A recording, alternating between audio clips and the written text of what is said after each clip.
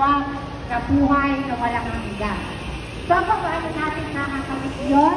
Dapat bilang mga tao, tayo ay mabuhay na may kabanalan at ang patuloy na paggawa ng kabutihan, hindi lamang para sa